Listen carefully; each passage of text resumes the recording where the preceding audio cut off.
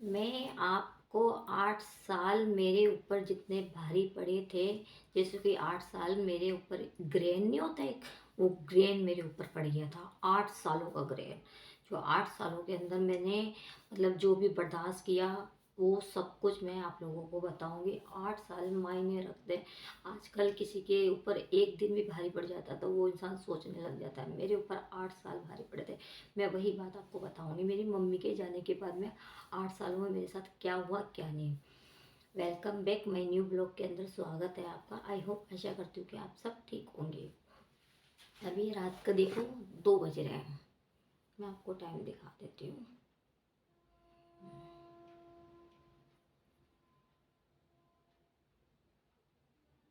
देखिए, नेक्स्ट पूरे 2 बज रहे हैं अभी रात के।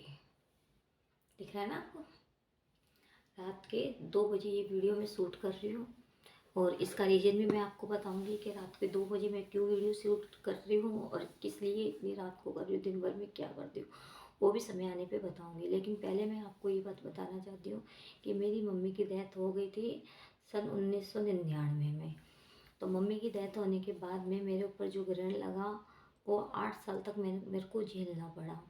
अब 8 साल के अंदर क्या हुआ, मेरे पापा, तो मतलब मेरी मम्मी के बारे में बताती हूँ पहले।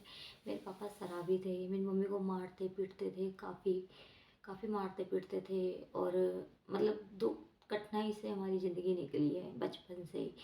मम्मी ने अगर पहले ही ऑप्शन उठा लिया होता पापा को, मतलब आज के टाइम पे कैसा टाइम है कि कोई हाथ उंगली भी टच कर दे या कोई वर्ड भी गलत बोल दे, जिसमें भी वाइफ हस्बैंड से डिवोर्स तक लेने के लिए तैयार हो जाती है। लेकिन मेरी मम्मी वो थी औरत जो कि मार खा के, पहले की औरतें सह लेती थी, मार खा लेती थी, पिट जाती थी आदमी से, और फिर भी रहती थी उन्हीं के साथ ही। लेकिन आज का टाइम वो नहीं है। मैं मेरी मम्मी की बता रही हूँ आपको बात।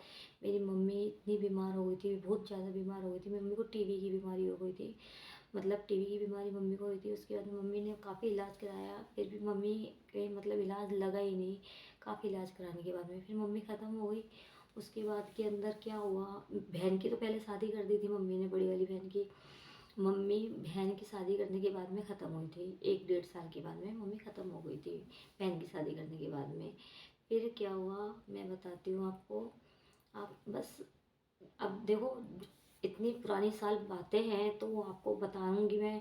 कुछ याद है, कुछ नहीं है, और जो याद है वो मैं आपको बता रही हूँ। तो मम्मी के मरने के बाद में फिर घर मैंने संभाला था। भाई थे दो, पापा थे, शराब पीते थे पापा।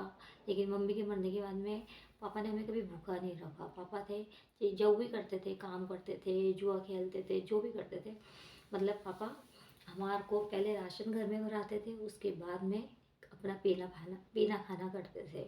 फिर उसके बाद में पापा मेरे, मतलब जब मेरे पापा, मैं काम पे जाने लगी थी, मैं भी काम, भाई लेकिन मंजूरी नहीं देता था, काम पे जाने नहीं देता था कि नहीं जाना काम पे, आप घर घर पे ही रहो, जैसे भी चलेगा घर चलेगा। और खुद जाता नहीं था। छोटा वाला भाई काम पे जाता था, बड़ा वाला नहीं जाता था। वो भी मतलब पापा के मतलब नस के कदम पे चल रहा था, शराब पीना, करना करना ऐसे। फिर उसके बाद में जब मम्मी की डेथ हो गई, घर मैंने संभाला। कुछ टाइम चाची के घर पे रहती थी, कुछ टाइम अपने घर पे रहती थी। और मैंने दुपट्टा तो अपने शरीर पे से कभी हटाया ही नहीं, लेके ही सोती थी, लेके ही उठती थी दुपट्टे को, तन पे से अपने कभी नहीं हटाया मैंने, क्योंकि मुझे डर लगा रहता था। मम्मी तो मेरी ख़त्म हो गई थी उसके बाद, फिर रोटी सब्जी सब कुछ बनाना मैंने ही किया। फिर एक दिन क्या हुआ, बहन मेरी बड़ी वाली थी, वो मम्मी को याद ही करती रहती थी। मम्मी ख़त्म हो गई थी ना, उसके बाद में बड़ी वाली बहन, मतलब मम्मी ख़त्म होने के चक्कर में उसने सगमा लगा लिया था अपने कि मेरी मम्मी चली गई, मम्मी चली गई, मम्मी चली गई। तो उसकी भी एक बेटी हुई। बेटी होने के बाद में उसको भी टीबी की बीमारी थी। पहले मम्मी ने उसकी ठीक करा दी थी टीबी की बीमारी। फिर उसकी उस घर चली गई ससुराल में, तो लड़की होने के बाद में उसकी बीमारी फिर उछल गई थी। वो भी मतलब बड़ी मुश्किलों से ख़त्म हुई है मेरी बहन भी, मतलब इतना कष्ट देखा उसने भी, मतलब अपने शरीर की बीमारी से, कि मैं आपको क्या बताऊँ। खैर वो तो पराया धन था और वो अपने घर चली गई, उसके बारे में मैं कुछ भी नहीं बोलना चाहती। उसके बारे में बात क्या करना, मैं अपने बारे में, अपनी लाइफ के बारे में बता रही हूँ आपको। जबकि मेरी मम्मी की बात ख़त्म होने के बाद में, जब पापा बीमार हुए थे घर के अंदर बहुत ज़्यादा, तो मैं काम पे गई थी।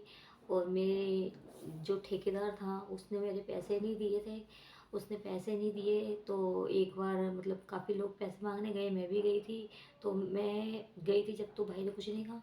और फिर जब वो हमारे मेरे साथ में जो जाती थी जॉब पे, तो उन्होंने मुझसे बातें की कि ना वो पैसे लेने गई है। तो वो पैसे लेने गई तो मेरा बड़ा वाला भाई भी पहुंच गया वहाँ पे। उसने, मेरे भाई ने क्या किया, वो ठेकेदार का मतलब हाफ मर्डर कर दिया। बड़े वाले भाई ने हाफ मर्डर कर दिया। ये रियल है, इसे झूठ मत समझना।